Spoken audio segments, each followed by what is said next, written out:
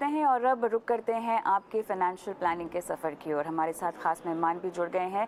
Aditya Shah CFP GST investments और Harshvardhan Rungta CFP Rungta securities हमारे साथ जुड़ गए हैं। आप दोनों का स्वागत है। और हम दर्शकों के सवालों पर जाएं उससे पहले आज एक मुद्दा जिस पर हम बात करने वाले हैं वो है NRIs के निवेश का। तो NRIs के बहुत लगातार सवाल हमें आते रहते हैं और ऐसे में न सिर्फ निवेश विकल्पों के बारे में उनको जानना होता है बल्कि ये भी समझना होता है कि निवेश को लेकर सही तरीका क्या होगा, सही प्रोसेस क्या होगा, क्या क्या औपचारिकताएं होती हैं।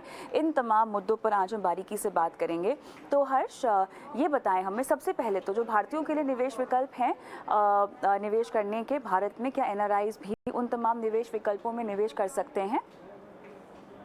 जी हाँ Kavita. So most of the products जो ज्यादातर जो हम एज रेसिडेंट इंडियंस इन्वेस्ट कर सकते हैं, लगभग बहुत सारे ऐसे प्रोडक्ट्स हैं जिसमें NRIs भी कर सकते हैं। ऑफ कोर्स PPF वगैरह जो है वो उनमें वो इन्वेस्ट नहीं कर सकते। लेकिन अगर हम जो पॉपुलर सेविंग्स या इन्वेस्टमेंट प्रोडक्ट्स की बात करें, जैसे म्यूचुअल फंड हो गया, रियल एस्टेट हो गया, गोल्ड एक्सेट्रा, इसमें वो इन्वेस्ट कर सकते हैं। ऑलराइट, अब आगे बढ़ते हैं और औपचारिकताओं की हम बात करते हैं। आदित्य, कितना आसान या कितना मुश्किल है एक NRI के लिए भारत में निवेश करना, उन तमाम विकल्पों में निवेश करना जहां पर हम लगातार इस शो पर बात करते हैं? आप पिछले कुछ सालों में, पिछले 4-5 सालों में NRIs को इन्वेस्ट करना काफी हद तक आसान हो चुका है।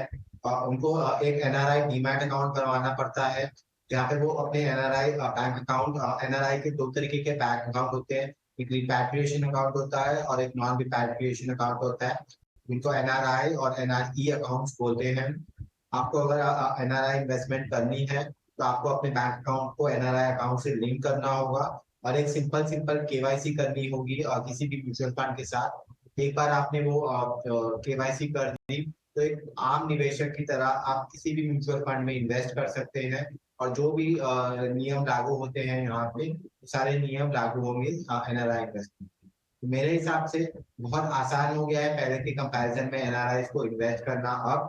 और वो सारे फॉर्मूलाज या सारे एसेट एलोकेशन के टेक्निक्स और इन्वेस्टमेंट करने के व्हीकल्स जो है, म्यूचुअल फंड बोलो या इक्विटीज बोलो, डायरेक्ट इक्विटीज बोलो या रियल एस्टेट इन्वेस्टमेंट ट्रस्ट बोलो, हर जगह पे NRIs इन्वेस्ट कर सकते हैं। कुछ जगह है जहाँ पे इन्वेस्ट नहीं कर सकते हैं, जैसे कि प्रोविडेंट फंड है। However, most of the products में आप NRIs इन्वेस्ट कर सकते हैं, कोई दिक्कत वाली बात नहीं है। सिर्फ और सिर्फ KYC उनकी अप टू डेट प्रॉपर्ली होनी चाहिए। हर्ष, NRO और NRE इन दोनों खातों को लेकर बहुत कंफ्यूजन रहता है। इनको ज़रा बारीकी से समझाएं कि इन्हें कैसे खोलना चाहिए और कौन सा पैसा किस अकाउंट में आता है, किस अकाउंट से आप निवेश कर सकते हैं। वेल कविता, एक चीज समझिए कि अगर कोई इंसान इंडिया से बाहर जा रहा है और उसका रेगुलर सेविंग्स अकाउंट है, एक रेसिडेंट सेविंग्स अकाउंट है, और उनका स्टेटस चेंज होकर NRI हो गया है, रेसिडेंशियल स्टेटस उनका NRI हो गया है, तो इन्हें करना क्या होगा? पहली चीज, एज पर फेमा गाइडलाइन उनका ये रिक्वायरमेंट है कि आप अपनी बैंक को इन्फॉर्म करेंगे जहां पे आपका सेविंग्स अकाउंट है, रेसिडेंट इंडियन के हिसाब से आपका सेविंग्स अकाउंट है। तो आप अपनी बैंक को इन्फॉर्म करते हैं कि आपका रेसिडेंशियल स्टेटस चेंज हो गया है, अब आपका सेविंग्स अकाउंट को आप NRO अकाउंट में कन्वर्ट कर सकते हैं। सो यही आपका सेम अकाउंट रहेगा, लेकिन उसका स्टेटस चेंज होकर रेसिडेंट इंडियन से NRO अकाउंट बन जाएगा। NRE अकाउंट एक अलग अकाउंट है जो आप खोलते हैं, विच इज ए रीपैट्रिएबल अकाउंट। तो इस अकाउंट में, NRE अकाउंट में जो आपके पैसे होते हैं वो आप फ्रीली अपनी, आप US में है या कोई और दूसरे देश में रह रहे हैं, तो वहां पे आप पैसा रीपैट्रिएट करके इंडिया के बाहर ले जा सकते हैं। NRO अकाउंट से आप रीपैट्रिएट नहीं कर सकते, आप पैसा इंडिया के बाहर नहीं लेके जा सकते। तो ये एक बेसिक फर्क है NRO और NRE अकाउंट में। जहां तक इन्वेस्टमेंट करने की बात है, वो आप दोनों अकाउंट से इन्वेस्ट कर सकते हैं। आप NRO अकाउंट से भी इन्वेस्ट कर सकते हैं, NRE अकाउंट से भी आप इन्वेस्ट कर सकते हैं। सिर्फ इतना ध्यान रखिए, अगर आप कोई भी, मान लीजिए म्यूचुअल फंड का एग्जांपल लेते हैं, आपने NRO अकाउंट यूज करके आपने इन्वेस्टमेंट किया है, तो रिडेम्पशन भी आपको उसी NRO अकाउंट में आएगा। NRE अकाउंट से आप इन्वेस्ट कर रहे हैं तो आपका एक अलग फोलियो क्रिएट होता है, और अगर जब रिडेम्पशन देते हैं तो वो पैसा आपके NRE अकाउंट में आता है, जो आप इंडिया के बाहर रिपैट्रिएट कर सकते हैं। आप अगर NRO से NRE अकाउंट में ट्रांसफर करना चाहते हैं, आप ही का खुद का NRO अकाउंट है जो नॉन रिपैट्रिएबल है, और NRE आपका रिपैट्रिएबल अकाउंट है, तो वहां से भी आप NRE अकाउंट में शिफ्ट कर सकते हैं। लेकिन उसका एक प्रोसेस है, आपको CA का सर्टिफिकेट वगैरह चाहिए, आप RBI की परमिशन रहेगी, तो आप NRO से NRE में शिफ्ट करते हैं, और एक लिमिट होती है उसमें भी, और फिर आप वो पैसा रिपैट्रिएट कर सकते हैं। तो जहां तक इन्वेस्टमेंट करने की बात है, आप दोनों अकाउंट मेंटेन कर सकते हैं और दोनों से इन्वेस्ट कर सकते हैं। सिर्फ ध्यान रखिए जो रिपैट्रिएबल के जो कंडीशन है वो मैंने आपको बताई है। ध्यान देने की बात ये भी है कि आपके जो अकाउंट अपडेशन है, जो मैंने पहले भी बात कही थी, वो फिर से मैं दोहरा रहा हूँ, क्योंकि कई हमने ऐसे इंडियंस देखे हैं, कई ऐसे जो नागरिक हैं जो यहाँ से जा चुके हैं, वो एक रेगुलर सेविंग्स अकाउंट मेंटेन करते रहते हैं, वो चेंज नहीं करते उसको, और एक नया एनआरओ एनआरई अकाउंट खुलते हैं। तो ये एक रेगुलेशंस की वायलेशन है, और अगर कुछ कारण से रेगुलेटरी अथॉरिटीज को पता चलता है इसके बारे में तो पिनल प्रोविजंस होते हैं। तो बेटर यही होगा कि आप रेगुलेटरी पॉइंट ऑफ व्यू से एकदम अपने जो भी रिक्वायरमेंट्स है वो फुलफिल करके रखें। आदित्य, आपसे मुझे ये जानना है, अगर हम म्यूचुअल फंड्स की बात करें तो अलग अलग एएमसीज का मेरे ख्याल से प्रोसेस अलग अलग है, और कुछ रेस्ट्रिक्शंस हैं कहीं पर, कुछ कहीं पर नहीं है। तो ये किस तरह का खाका है जो अलग अलग तरह की एएमसीज एनआरआईज के निवेश के लिए अपनाती हैं? मैम, एनआरआईज के ऊपर रिस्ट्रिक्शन जो है वो काफी भी कम हो चुके हैं। और जनरली केवाईसी करने के बाद अगर कोई भी इन्वेस्टर केवाईसी करता है तो रिस्ट्रिक्शंस ये होते हैं कि जिस अकाउंट में से पैसा आता है उसी अकाउंट में अगर आप पैसा वापस वापस दे सकते हैं, किसी और अकाउंट में पैसा नहीं जाएगा। और जो टैक्सेशन पर्पस होता है वो भी, अगर टैक्सेशन ट्रीटी होती है हमारी इंडिया की किसी और कंट्री के साथ, तो उसके मुताबिक टैक्सेशन होता है। तो मेरे हिसाब से जनरली रिस्ट्रिक्शंस ये भी रहते हैं कि कहीं पे किसी स्टॉक या किसी एएमसी में लिमिट हिट हो चुकी है एनआरआई इन्वेस्टमेंट की, तो उसके आगे इन्वेस्टमेंट करने दिया नहीं जाता है। हावेवर बहुत सारी एएमसीज में इन्वेस्ट कर सकते हैं, कोई दिक्कत वाली बात नहीं है। और धीरे धीरे करके रिस्ट्रिक्शन जो है वो ईज होते जा रहे हैं। तो मेरे हिसाब से प्रॉब्लम बिल्कुल भी नहीं है एनआरआईज को आप इन्वेस्ट करने में, स्पेशली म्यूचुअल फंड्स में, जहाँ पे एक केवाईसी करने से आप किसी भी म्यूचुअल फंड में जैसे नॉर्मली हम इंडियंस कर सकते हैं वैसे ही एनआरआई कर सकते हैं। तो दिक्कतें काफी कम हो चुके हैं आप इस स्टेज पे। हर्ष, यूएस कनाडा के जो एनआरआई निवेशक हैं वो एक मुश्त निवेश क्या कर सकते हैं? वेल कविता, जो यूएस और कनाडा रेसिडेंट्स हैं उनका स्पेशल एक प्रोविजनिंग है, जिसमें कई म्यूचुअल फंड्स हैं जो सिर्फ जो एक्सेप्ट करते हो, कई हैं ऐसे जो एक्सेप्ट नहीं करते हैं यूएस कनाडा रेसिडेंट्स के। तो आप एनआरआई हैं और अगर आप यूएस कनाडा के रेसिडेंट्स हैं तो उसमें थोड़ी रिस्ट्रिक्शंस है। नॉट सारे फंड हाउसेज उनके इन्वेस्टमेंट एक्सेप्ट नहीं करते हैं। कई फंड हाउसेज जो एक्सेप्ट करते हैं उनमें ये होता है कि वो सिर्फ लमसम लेते हैं, एसआईपी नहीं लेते। कई कई फंड हाउस ऐसे हैं जो आपसे ऑनलाइन इन्वेस्टमेंट भी लेते हैं। मान लीजिए आप यूएस में हैं और आप ऑनलाइन इन्वेस्ट कर रहे हैं तो वो एक्सेप्टेबल है। कई फंड हाउसेस की ये रिक्वायरमेंट है कि आप इंडिया में हो प्रेजेंट, तब आप इन्वेस्ट कर सकते हैं, और उसके साथ में एक डिक्लेरेशन फॉर्म देना रहता है। सो अलग अलग फंड हाउसेस की अलग अलग रिक्वायरमेंट, अलग अलग ऑप्शंस हैं जो आपको देखनी है कि आप किस में, आपके लिए कौन सा सूटेबल है। अगर आप पहले से इन्वेस्ट कर रहे हैं, जब आप रेसिडेंट इंडियन थे और आप अभी इन्वेस्टमेंट ऑलरेडी चालू है आपका, और फिर आप बाहर चले गए और आपका जो स्टेटस है वो एनआरआई हो गया और आप यूएस कनाडा के रेसिडेंट्स हैं, तब जब जितना भी आपकी एग्जिस्टिंग इन्वेस्टमेंट्स है उसमें कोई प्रॉब्लम नहीं आएगा, वो वहां तक वो आप रख सकते हैं। लेकिन अगर कोई ऐसा फंड हाउस है जो एसआईपी एक्सेप्ट नहीं करता यूएस और कनाडा रेसिडेंट्स के साथ, तो आगे की एसआईपी आपकी बंद हो जाएगी। अगर आपको लेकिन विड्रॉ करने की कोई जरूरत नहीं है, आप वहीं पे आपका फंड जितना इन्वेस्टेड है वो रह सकता। तो जो भी आपकी एसटीपीज होंगी या एसआईपी होंगी वो सारी बंद हो जाएंगी। अगर कोई लमसम लेता है जब आप इंडिया के बाहर हैं, तब आप वहां से इन्वेस्ट कर सकते हैं। और अगर कोई ऐसा कोई फंड है जो इंडिया में प्रेजेंट होने की जरूरत है और एक डिक्लेरेशन फॉर्म आपको हर इन्वेस्टमेंट के साथ में देना है, तो आपको उस हिसाब से कंप्लाई करना होगा। एक इंपॉर्टेंट बात यह है कि जब आप अपना रेसिडेंशियल स्टेटस चेंज होता है, आप अपनी केवाईसी अपडेट करते हैं, ये केवाईसी आप सभी फंड हाउसेस को आपको सबमिट करके आप उन्हें अपडेट करिए। दूसरी एक बहुत इंपॉर्टेंट चीज है कि क्योंकि आपका बैंक अकाउंट भी, जैसे मैंने कहा कि वो पहले रेसिडेंट इंडियन के हिसाब से सेविंग्स अकाउंट था, अब अगर एनआरओ अकाउंट हो गया है या एनआरई अकाउंट है आपका, तो आप फंड हाउस को अपने फोलियो में बैंक अकाउंट भी अपडेट करें। कारण ये है कि केवाईसी में आपने अपना रेसिडेंशियल स्टेटस और चीजें अपडेट की हैं, लेकिन फोलियो में आपको आपका बैंक अकाउंट डिटेल्स अपडेट करने की जरूरत है। क्योंकि अगर आप रिडीम करने जाते हैं तो रिडेम्पशन के लिए जो बैंक अकाउंट आपके फोलियो में रजिस्टर्ड है वो आपका रेसिडेंट इंडियन सेविंग्स अकाउंट है, जिसमें पैसे अभी नहीं जाएंगे। तो रिडेम्पशन के टाइम आपको दिक्कत होगी, तो ये चीज करना बहुत जरूरी है। एक आखिरी बात का ध्यान रखना होगा, एक टीडीएस प्रोविजन है एनआरआईज के लिए, not only US Canada residents, but जो भी एनआरआई है, आपने म्यूचुअल फंड में इन्वेस्ट कर रखा है और अगर आप रिडेम्पशन देते हैं तो आपका टीडीएस कटेगा, जो एक रेसिडेंट इंडियन के लिए लागू नहीं होता है। तो मान लीजिए पहले आप रेसिडेंट इंडियन थे और अभी आपका रेसिडेंशियल स्टेटस चेंज हो गया है, आपने केवाईसी अपडेट कर दिया, फोलियो में अपडेट किया है और बैंक अकाउंट भी अपडेट कर दिया। जब आप रिडीम करते हैं, आपका टीडीएस कट के आपको पैसे आपके अकाउंट में आएंगे। तो बस इतना सा फर्क है। बाकी प्रोसीजरली ये करना बहुत जरूरी है, जो काफी लोग मिस आउट कर देते हैं कि भाई केवाईसी वगैरह, फटका अपडेट नहीं करते हैं। फटका में आपका टैक्स आइडेंटिफिकेशन टिन नंबर देना होगा आपको और कंट्री ऑफ रेसिडेंस। तो ये सारी चीजें प्रोसीजरली आपको कंप्लीट करना आपके हित में होगा, क्योंकि तभी आपको फ्रेश इन्वेस्टमेंट करना है, रिडीम करना है, तब आप ये प्रोसीजर्स में अटक नहीं जाए।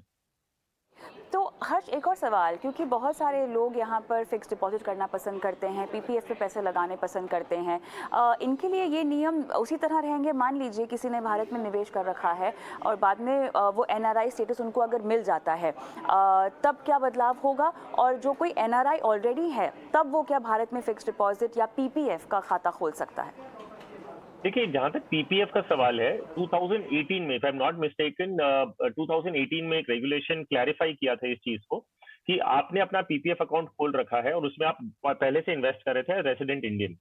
अब आपका स्टेटस चेंज होकर एनआरआई हो गया है, लेकिन क्योंकि आपका अकाउंट ऑलरेडी चालू था जिसमें आप हर साल इन्वेस्ट कर रहे थे, जब तक वो 15 साल कंप्लीट नहीं होते हैं, आप उसमें एडिशनल इन्वेस्टमेंट कर सकते हैं, डिस्पाइट आपका जो रेसिडेंशियल स्टेटस है वो एनआरआई हो गया। लेकिन एक बार जब 15 साल कंप्लीट हो जाएगा, तब आप उसे रिन्यू नहीं कर सकते। तो और अगर आप अभी करंटली एनआरआई हैं और फ्रेश पीपीएफ अकाउंट खोलना चाहते हैं, तब आप नहीं खोल सकते। तो पीपीएफ अकाउंट का जहां तक सवाल है, एग्जिस्टिंग एनआरआई एक नया अकाउंट नहीं खोल सकते। आपका अकाउंट अगर पहले से खुला हुआ था और आप बाद में, मान लीजिए आपने अकाउंट खोला, 5 साल बाद आप एनआरआई हो गए, तो आप अगले 10 साल तक फ्रेश कंट्रीब्यूशन कर सकते हैं उसके अंदर। 15 साल कंप्लीट होने के बाद आप कुछ नहीं कर पाएंगे और पैसे आपको रिडीम ही करने, विड्रॉ करने ही होंगे उसमें से। जहां तक एफडी की बात है, एनआरआई आपको, अगर आप इन्वेस्ट करते हैं अपने एनआरई अकाउंट से, तो आप एनआरई डिपॉजिट भी खोल सकते हैं। सो वो एक अलग प्रोविजन है आपके लिए, जिसमें एक ऑप्शन है। अगर आप एनआरओ अकाउंट से रेगुलर फिक्स डिपॉजिट करना चाहते हैं, वो भी आपके पास ऑप्शन होता है। तो फिक्स डिपॉजिट से टेक्निकली इतनी प्रॉब्लम नहीं है। एनआरई डिपॉजिट करेंगे तो ऑब्वियसली बेटर होगा, क्योंकि उसमें आई थिंक टैक्स भी नहीं आता है, टैक्स फ्री होता है। So you can definitely consider investing into fixed deposits as well. Alright, चलिए, विस्तार से हमने एनआरआईज को निवेश की एबीसीडी के बारे में जानकारी दी है, लेकिन जो भी दर्शक हमें देख रहे हैं, अगर आप भी एनआरआई हैं या किसी के बिहाफ में सवाल पूछना चाहते हैं, तो हम व्हाट्सएप नंबर लगातार फ्लैश करते रहते हैं। आप अपने सवाल हम तक पहुंचा सकते हैं और हम लाइव हमारे एक्सपर्ट से आपके सवालों के जवाब आपको दिलाएंगे। लेकिन चलिए, ये चर्चा थोड़ी सी इतनी लंबी चल गई हर्ष और आदित्य कि हमारे दर्शक जो हैं, जो सवाल पूछना चाहते हैं, वो इंतज़ार करते रह गए हैं। तो चलिए झटपट उसकी ओर हम रुख करते हैं। और पहला सवाल हर्ष के लिए है और ये पूछना चाहते हैं नीरज सिंह।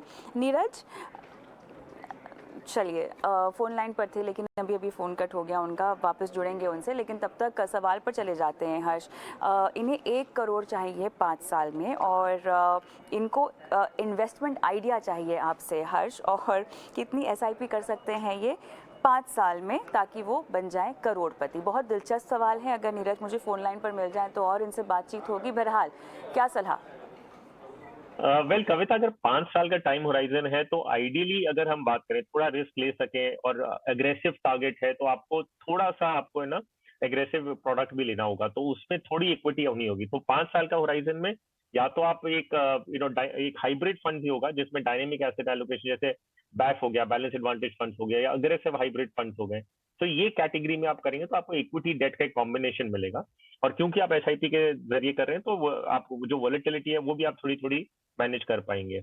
अगर हम 5 साल के ऊपर अगर 10 से 12% का रिटर्न अगर अज्यूम करें ये कैटेगरी में मिले, तो आपको इनको हर महीने 1,30,000 रुपए की एसआईपी करनी होगी, तब ये करोड़पति बन पाएंगे 5 साल बाद। तो असम्पशन ये है कि 10 से 12% के आसपास रिटर्न जनरेट होगा और ये हाइब्रिड फंड की कैटेगरी में जाएंगे, जो बैलेंस एडवांटेज हो गया या तो अग्रेसिव हाइब्रिड फंड हो गया। ऑलराइट, और इन्हें लगभग 1,30,000 की एसआईपी करनी होगी। हाँ, 30,000 इंटरेस्ट। चलिए, फ़ोन लाइन पर नहीं है मेरे साथ, वरना हम इस पर और चर्चा कर सकते थे और कम से कम उनकी रिस्क एपेटाइट, जोखिम उठाने की जो उनकी क्षमता है, वो जानने की कोशिश करते। बहरहाल, अगले दर्शक की ओर हम बढ़ेंगे। अमोल देशपांडे साहब हैं फ़ोन लाइन पर मेरे साथ। Hi ma'am. Hello madam. कैसे हैं? मैं अच्छा हूँ मैडम। सबसे पहले तो एंकर, एक्सपर्ट्स और टीवी चैनल, इन तीनों का मैं धन्यवाद करना चाहता हूँ कि आप निःशुल्क एक समाज सेवा कर रहे हो। और हम लोगों को अच्छे से गाइड कर रहे हो। बहुत बहुत धन्यवाद इतने अच्छे शब्दों के लिए और इसी तरह की सराहना के लिए। हम इतनी मेहनत करते हैं और प्रोत्साहन हमें मिलता है। बताइए सर, आपके फंड्स मेरे पास हैं सर, बहुत सारे हाँ। फंड इकट्ठा कर लिए ना, 9 फंड। आप कैसे मैनेज करते हैं 9 फंड को? हाँ मैडम, तो इसी के लिए मैंने दिया है कि इसमें से कौन से रखने चाहिए और कौन से नहीं। मुझे हाँ। 15 साल में मुझे 3 करोड़ रुपए चाहिए, तो एक्सपर्ट से वही पूछना है कि अगर ये हो सकता है क्या, नहीं तो क्या करना पड़ेगा, और पोर्टफोलियो में आपने भी कौन 3 से फंड महीने रखने हैं से और कौन शुरू से किया निकालने हैं। सर? ठीक है, वो बताते हैं आपको। और हाँ 3 महीने से अभी शुरू किया है ना इन्वेस्टमेंट? हाँ, 3 महीने से चालू किया मैडम। चलिए, तो आदित्य थोड़ा सा पोर्टफोलियो को फ़िल्टर करना होगा क्योंकि काफ़ी रिपीटिशन भी है। हालांकि 40,000 की एसआईपी कर रहे हैं, आप ये भी हमें कैलकुलेट करके बताएं कि 3 करोड़ रुपए क्या ये इन्हें मिल पाएंगे या नहीं, बताएं। अगर इन्वेस्टर मैम 40,000 की एसआईपी करते हैं 15 साल तक और मैं 10% का भी रिटर्न अचीव करता हूँ, तो इन्वेस्टर के पास 2 करोड़ रुपए होंगे, क्योंकि उनके गोल 3 करोड़ से कम है। तो या तो इन्वेस्टर अपनी एसआईपी को इंक्रीज करे, या तो उनके पास पैसे अभी नहीं है और इन्वेस्ट करने के लिए, तो धीरे धीरे करके मिनिमम 10% से अपनी एसआईपी को बढ़ाते रहे, तो वो बेटर रहेगा। दूसरी बात, पोर्टफोलियो में जैसे कि आपने कहा बड़े सारे फंड्स हैं, इतने सारे फंड्स की बिल्कुल भी जरूरत नहीं है पोर्टफोलियो के अंदर। आप ही के फंड में से 4 फंड्स को मैंने शॉर्टलिस्ट किया है। Nippon small cap fund, UTI Nifty next 50 index fund, Canara Robeco small cap fund और कोटक नैस्डैक 100 फंड। ये आप ही के फंड्स हैं और इनमें अपनी एसआईपी को 40,000 को इक्वली स्प्लिट कर दीजिए 10,000 की एसआईपी के अंदर। बाकी फंड में से रिडक्शन लेके इन्हीं फंड्स के अंदर एसआईपी के थ्रू अपने इन्वेस्टमेंट को कीजिए। अपने इन्वेस्टमेंट को डिसिप्लिन और कंसिस्टेंट वे में कीजिए और धीरे धीरे करके अगर बढ़ाते रहेंगे तो शायद आप अपनी गोल की तरफ रीच कर जाएंगे। पर अभी आप जो एसआईपी कर रहे हैं उससे आपको सिर्फ 2 करोड़ रुपए ही मिलेंगे। आदित्य, कोटक नैस्डैक में निवेश करने की आपने इनको सलाह दी है, इसके पीछे आपकी समझाइश क्या होगी? मैम, थोड़ा सा ज्योग्राफिकल डाइवर्सिफिकेशन करना भी जरूरी है पोर्टफोलियो के अंदर। तो मैंने ये कहा है कि यूएस में बहुत अच्छी अपॉर्चुनिटीज अवेलेबल है अभी, तो क्यों ना यूएस म्यूचुअल फंड के थ्रू इन्वेस्ट किया जाए। एक इंडेक्स फंड यूएस का जो है वहां पे भी थोड़ा अगर एक्सपोजर रहे तो बेटर रहेगा। इंडिया तो एक ग्रोथ स्टोरी है ही, बट यूएस के अंदर बड़ी सारी कंपनियां हैं जो अगले 5, 10, 15 साल में भी अच्छा करेगी। तो ज्योग्राफिकल डाइवर्सिफिकेशन इंडिया से बाहर लेना बहुत जरूरी है, और यूएस की टेक्नोलॉजी कंपनी उससे बेटर क्या ही हो। मुझे ये बताएं कि यूएस में टेक्नोलॉजी स्टॉक्स को लेकर आपकी एनालिसिस क्या कहती है? ये थोड़ा सा रिस्की नहीं हो जाएगा इनके लिए? मैम, ऊपर नीचे तो स्टॉक मार्केट का एक फिनोमिना ही है, पर आप देखेंगे कंपनीज लाइक गूगल है या नेटफ्लिक्स है या अमेजोन है, ये दुनिया को चेंज कर रही है अगले 5, 10, 15 साल के अंदर। ये स्टॉक्स ऑलरेडी बहुत ज्यादा रन अप कर चुके थे।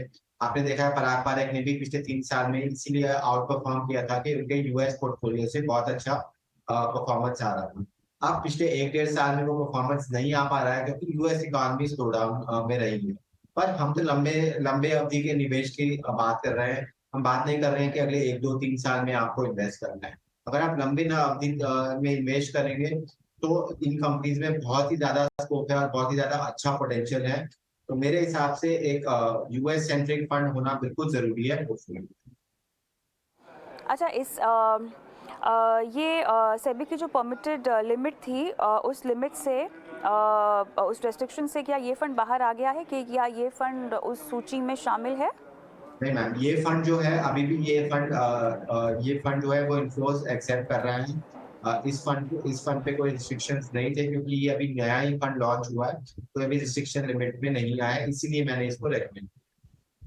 अच्छा, मैं चाहती हूँ कि अगर हमारे जो दर्शक हैं वो किसी अंतर्राष्ट्रीय डाइवर्सिफिकेशन के लिए अगर तैयार ना हो तो उसके एवज में आप एक और रिकमेंडेशन दे दीजिए।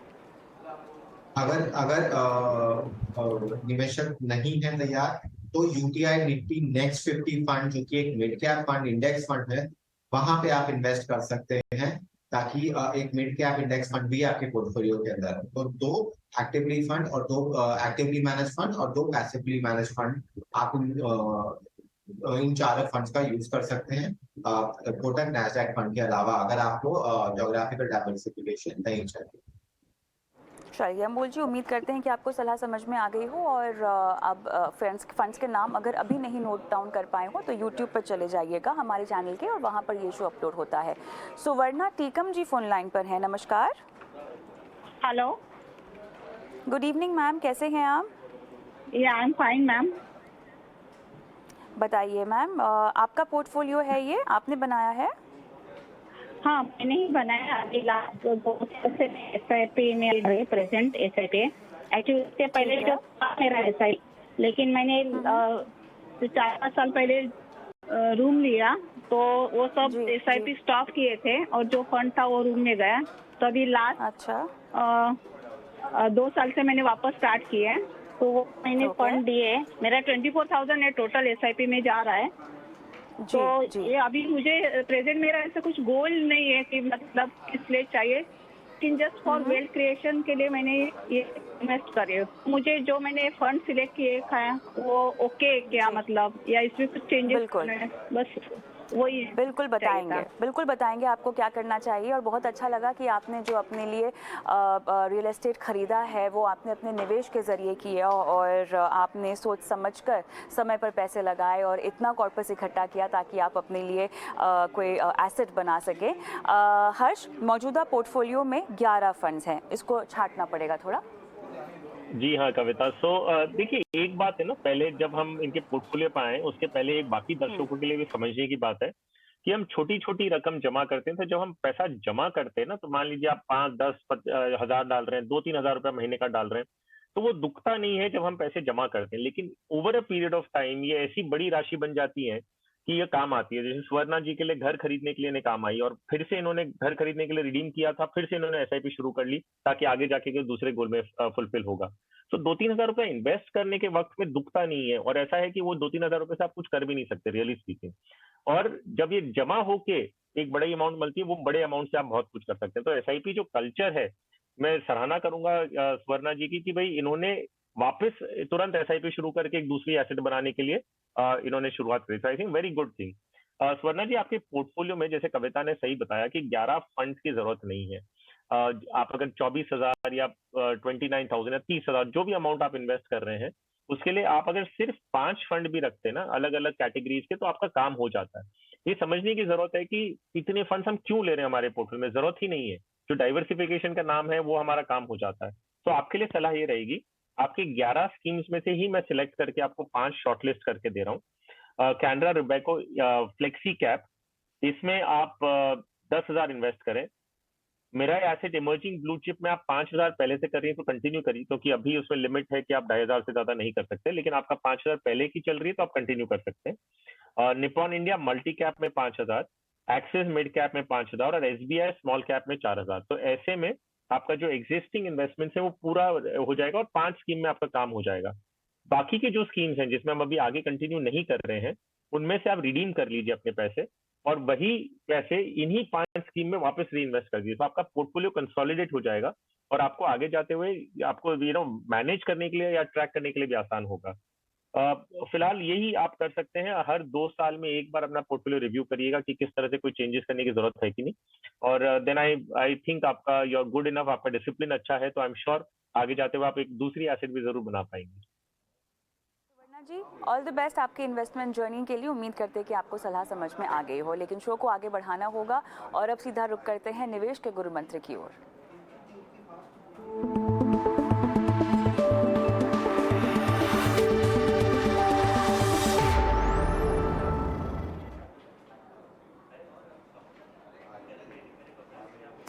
चलिए निवेशक गुरु मंत्र जानते हैं। और आदित्य, आज निवेश का गुरु मंत्र है कि हेल्थ इंश्योरेंस और लाइफ इंश्योरेंस जो है वो आपके पोर्टफोलियो में होना बहुत जरूरी है। हेल्थ इंश्योरेंस तो बिल्कुल ही जरूरी है।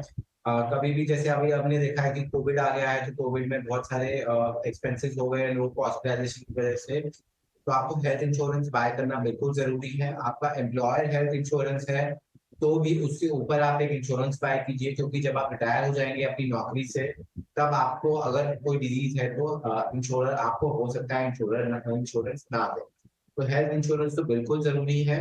लाइफ इंश्योरेंस, अगर आपके ऊपर कोई डिपेंडेंट्स है या अगर आपके ऊपर कोई लोन्स है, तो आपको लाइफ इंश्योरेंस लेना बहुत जरूरी है। तो इवैल्यूएट कीजिए और हेल्थ इंश्योरेंस और लाइफ इंश्योरेंस को लीजिए, क्योंकि बुरे वक्त का जो साथी है वो इंश्योरेंस ही है। जब आपका बुरा वक्त आएगा या हॉस्पिटलाइजेशन होगी या फिर आपकी जान को कुछ हो जाएगा तो आपके लव्ड वंस को पैसे मिल जाएंगे। तो इंश्योरेंस आपके बुरे वक्त का साथी है, इसको इग्नोर मत कीजिए और बिल्कुल खरीदिए। हर्ष, कविता, मैं क्यों ले रहा हूँ, जो हमें क्वेरीज आती है ना उधर से मैं एक पॉइंट उठा रहा हूँ कि हमने बहुत सारी क्वेरीज देखी हैं जिसमें लोगों के पास जो नंबर ऑफ स्कीम्स है वो 10-15 स्कीम्स हो जाती हैं। सो यही सुझाव रहेगा कि जब आप अपना पोर्टफोलियो बनाएं, आप एक कंसाइज पोर्टफोलियो बनाएं, 5-6 या मैक्सिमम 7 स्कीम तक काफी होता है, उससे ज्यादा जरूरत नहीं है। हर एक स्कीम करीबन 30 से 40 कंपनी में इन्वेस्ट करती है, तो आप 6-7 स्कीम्स हो जाती है, बहुत है। इट इज गुड इनफ आपका diversification point of view. Administrative burden अपने आप में मत बढ़ाइए। कभी भी कुछ काम आपको अपडेट करना हो, जैसे हमने एनआरआई की बात की, आपको बैंक अकाउंट आपको हर एक फोलियो में अपडेट करना है। तो अगर आपके पास 15 स्कीम्स है, 15 जगह आपको अपडेट करना होगा। इट डजंट मेक सेंस और कोई फायदा नहीं मिल रहा आपको। सो एक ही मंत्र है, जब आप पोर्टफोलियो बनाएं, बहुत ज्यादा ना फैलाएं और 5-6 स्कीम्स रखें और हर एक कैटेगरी, मार्केट के जो सेगमेंट्स है, large cap, mid cap, small cap, अलग अलग जो कैटेगरीज और सेगमेंट्स हैं, उनमें से कोई भी हर एक सेगमेंट की एक स्कीम काफी है, उससे ज्यादा आपको जरूरत नहीं है। ऑलराइट, तो ये है निवेश के गुरु मंत्र दर्शकों के लिए, जिनको समझकर इनको अपने पोर्टफोलियो में आपको इम्प्लीमेंट भी करना है। बहुत बहुत धन्यवाद आदित्य और हर्ष, इसी के साथ आपने समय निकाला शो पे शिरकत की, दर्शकों की फाइनेंशियल प्लानिंग की। बहुत बहुत धन्यवाद। चलिए, और इसी के साथ हम रुकेंगे एक छोटे से ब्रेक के लिए, और ब्रेक पर जाएं उससे पहले हमारा जो व्हाट्सएप नंबर है आपकी स्क्रीन पर हम फ्लैश कर देते हैं, ताकि आप उसे झटपट नोट कर लें और अपने सवाल हमें भेजें, ताकि हम आपके तमाम इन्वेस्टमेंट से जुड़े सवालों के जवाब दें, आपकी लाइफ फाइनेंशियल प्लानिंग करवाएं।